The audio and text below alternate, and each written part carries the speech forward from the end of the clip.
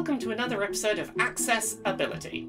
It's a show on YouTube where I talk about the video game industry, accessibility, and representation. Basically, how can we help more people to play games, and more people to see themselves in the games they play? When you see this video, it should be Thursday the 5th of November, and as of today, it's about 5 days until the worldwide release of the Xbox Series X.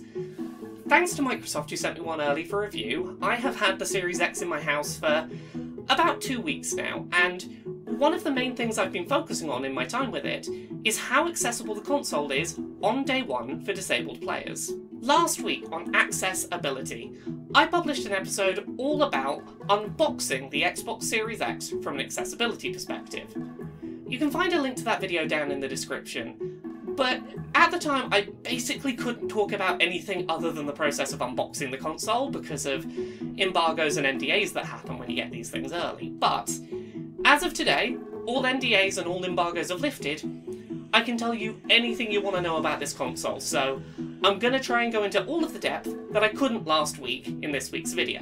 Today on Accessibility, we're going to talk about everything that Microsoft has done to make it as easy as possible for you to play the Xbox Series X on day one when you plug it in. From support for your existing peripherals, to software level settings that have made it over from the Xbox One to the Series X, we're going to talk about everything that this console is doing right to make it as easy as possible for you to move from last generation to this generation. First, and perhaps most immediately apparent, the Xbox Series X supports all existing Xbox One controllers and peripherals, with the exception of the Kinect. Microsoft's new Xbox controller is slightly smaller and more compact than its previous controller, but other than the addition of a share button, it doesn't have any new features missing from past controllers. In practice, this means that if you've got a favourite game controller that helps you to play on Xbox One more easily, you should be able to still use it on the Series X. From third-party controllers of non-standard shapes, to controllers with turbo buttons, any Xbox One supported controller will work on the Series X right out of the box, and this includes the Xbox Adaptive Controller. The Xbox Adaptive Controller is a modular controller designed to help disabled players play games more effectively. Players can plug in first and third-party peripherals, which can be spread out to locations more easily accessible by the player. The Xbox Adaptive Controller is supported on Xbox Series X right out of the box, making this the first time ever a next-generation console has released with day one support for an officially produced, disability-focused controller.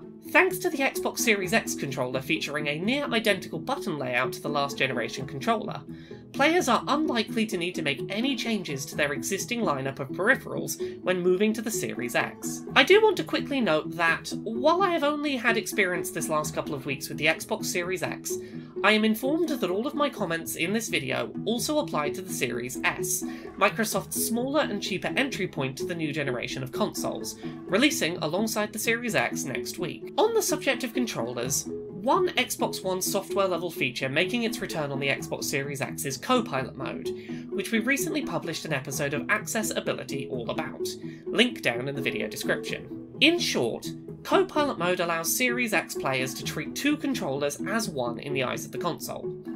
Two people could play a video game together, splitting the controls between them, or one player could use two different controllers as part of a single setup.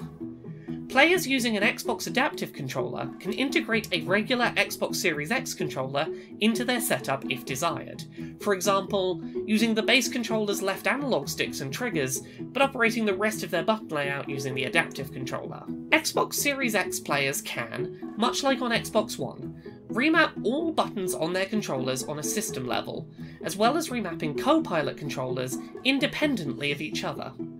They also have the option to turn off all controller vibration if that causes issues for them. Lastly, all buttons on the new Xbox Series X controller can be accessed and pressed while the controller is placed flat on the table or another flat surface, keeping the controller usable if you need to place it down due to fatigue or pain. After a couple of weeks with the Xbox Series X, my main takeaway in terms of accessibility is that Microsoft seems to have a mentality of, if it ain't broke, don't fix it.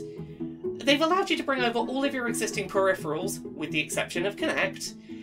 They've allowed pretty much every system-level software accessibility feature to come over to the Series X, with the exception of any that were to do with Kinect. And they've basically just made it so that if you had a setup on the Xbox One that worked for you, you can very smoothly transition to the Xbox Series X and confidently know that your accessibility setup should still work, and that's a really good approach, I think. On top of the controller-based accessibility features, the Series X on day one features narrator support, allowing blind and partially sighted players to have on-screen text read out loud to them by the console. The narrator features some really impressively thought out options, such as the ability to have the console teach you button positions by verbal description. The Xbox Series X also features support for a screen magnifier, the ability to change all audio output to mono, which might be useful for headphone users who might not be able to hear in one of their ears, as well as high contrast menu settings that can make on-screen elements easier to see. Beyond the explicitly disability-focused features of the system, there's a few other design considerations which are important to note. At the time of writing this script, I have not had a chance to go hands-on with the PlayStation 5, so I'm currently having to base my impressions of its user interface on an official video released by Sony. While it's entirely possible that the PS5 UI can be resized in a settings menu, the default setup shown by Sony features incredibly small home menu icons for games that I struggle to make out detail in as someone with decent eyesight strength. The home screen icons simply seem too small to be considered accessibility friendly. The Xbox Series X, however, features much larger icons for games, settings, and menu options, which are much easier at a glance to see and understand. While it's a matter of personal preference which UI you think looks better, it's undeniable that it's easier to see what each icon on the Xbox Series X home screen actually is. As I said earlier in the video, I've not had a chance to try out a PlayStation 5 for myself yet. A lot of my concerns with that console are about features that Sony has introduced or changed that we don't know if they'll be able to be changed back yet. Things like the user interface size for the console, we don't know if that can be tweaked. Sony did put out a press release earlier this week which gave us some answers.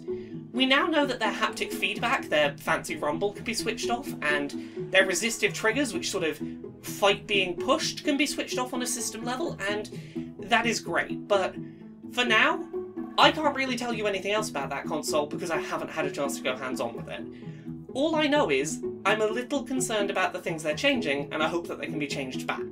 By comparison, the Xbox Series X largely succeeds as a day one accessible console because it's followed the formula of what Microsoft's already doing with their Xbox consoles.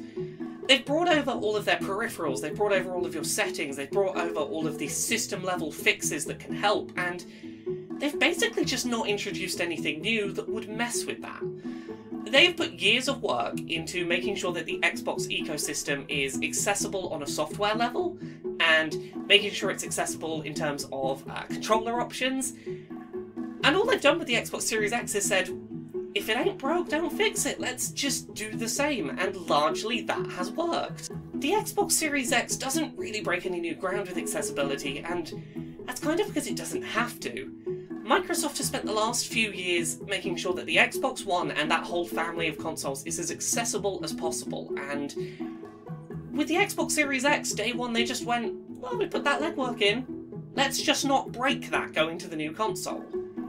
If you had any console in the Xbox One line, and you had a way to make it accessible and work for you, you can pretty much guarantee that the Xbox Series X, day one, out the box, is going to be accessible for you too, and that's a really reassuring thing to know. That is the comfortable knowledge that this is a next-gen game console that isn't going to exclude you by any of its new features, and that's a wonderful thing to see.